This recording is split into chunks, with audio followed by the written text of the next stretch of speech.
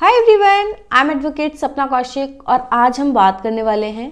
कि अगर आप सरकारी नौकरी में हैं या सरकारी नौकरी की तैयारी कर रहे हैं और आप किसी क्रिमिनल केस में फंस जाते हैं, कोई आपको झूठे केस में फंसा देता है, तो आपकी नौकरी पर क्या प्रभाव पड़ सकता है, उसका क्या असर हो सकता है। आज हम उसको डिस्कस करेंगे। लेकिन उससे पहले एक और इम्पॉर्टेंट बात कि अगर आपने हमारा यूट्यूब चैनल अभी तक सब्सक्राइब नहीं किया है तो प्लीज़ चैनल को सब्सक्राइब कीजिए ताकि हम आपको ऐसे ही लीगल अपडेट्स दे सकें।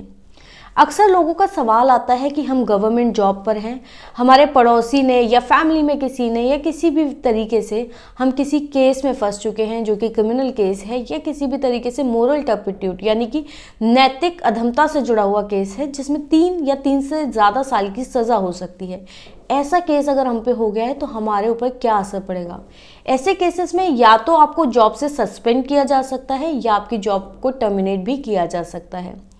सस्पेंड का मतलब होता है कि आपको अस्थायी रूप से जॉब से हटा दिया गया है और टर्मिनेट का मतलब होता है कि आपको जॉब से परमानेंटली निकाला जा चुका है, अब आप दोबारा अपनी जॉब ज्वाइन नहीं कर पाएंगे।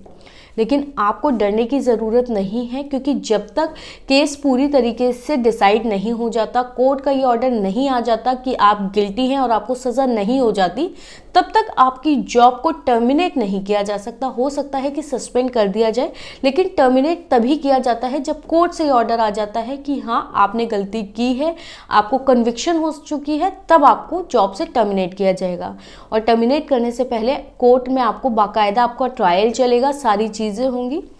अगर वहाँ से कन्विक्शन हो गया तभी आपकी जॉब खत्म होगी, उससे पहले सिर्फ सस्पेंड हो सकते हैं। लेकिन उससे पहले, सस्पेंड करने से पहले भी डिपार्टमेंट आपको आपकी सुनवाई का पूरा मौका देते हैं। वो मौका देते हैं कि आप अपने पक्ष में सारी बातें रखें, वहाँ पर बताएं कि आपके साथ क्या हुआ है, आप क्यों इस केस में फंसे हैं। किसी भी व्यक्ति के खिलाफ अगर वो सरकारी नौकरी की तैयारी कर रहा है तो उसकी अपॉइंटमेंट होने से पहले उसकी वेरिफिकेशन की जाती है जिसमें पता किया जाता है कि उस व्यक्ति का कैरेक्टर कैसा है, उसके खिलाफ कोई क्रिमिनल केस तो नहीं है, कोई ऐसे केस तो नहीं है जो मॉरल टर्पिट्यूड यानी कि नैतिक अधमता से जुड़ा हो, जैसे कि उन्होंने किसी व्यक्ति पर हमला ना किया हो, किसी चोरी में फंसे ना हो, कोई डकैती का कोई केस ना हो, या इसी तरीके से कोई भी ऐसा केस ना हो जो मॉरल टर्पिट्यूड यानी कि नैतिकता से जुड़ा हो, या फिर किसी की प्रॉपर्टी में आपने प्रॉपर्टी छीन ली, या कोई भी ऐसा काम जो आपको नहीं करना चाहिए और आपने ऐसा कोई ऑफेंस किया है जिसमें आपको 3 या 3 साल से ज़्यादा की सज़ा हो सकती है। तो अगर आप ऐसे केस में फंसे हैं तो आपकी जॉब पर मुश्किल आ सकती है, आपको जॉब शायद ना मिले।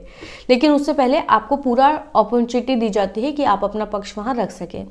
इसके अलावा जब केस में कन्विक्शन हो जाता है तभी आपकी जॉब टर्मिनेट होती है, तो कोशिश करें कि आप ऐसे केसेस में ना फंसे। इसके अलावा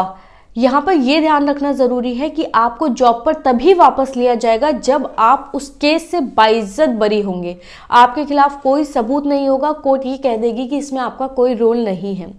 यहाँ पर आपको ये ध्यान रखना बहुत ज़रूरी है कि अगर आपने कोर्ट में ने आपके ऊपर कोई जुर्माना लगाया और आपने समझौता कर लिया, या वो जुर्माना देके आपने सोचा कि आप जुर्माना देकर अपना केस ख़त्म करवा लेंगे, तो वहाँ पर ये माना जाएगा कि आपने अपनी गलती स्वीकार कर ली और आप मानते हैं कि आपने वो ऑफेंस किया था, वो अपराध आपने किया था, इसीलिए आप वहाँ जुर्माना पे कर रहे हैं। इसलिए अगर कभी भी आपके पास ऐसे केस में आप फंसते हैं तो हमेशा कोशिश करें कि आप अपना पूरा केस लड़ें और वहाँ से बाइज्जत बरी हो, ना कि समझौता कर कर केस खत्म करें, क्योंकि अगर समझौता करके केस खत्म किया तो आपकी जॉब टर्मिनेट हो सकती है। सरकारी नौकरी वाले हमेशा ध्यान रखें कि ऐसे केसेस में ना फंसे और अगर फंसते हैं तो वहाँ से बाइज्जत बरी हो।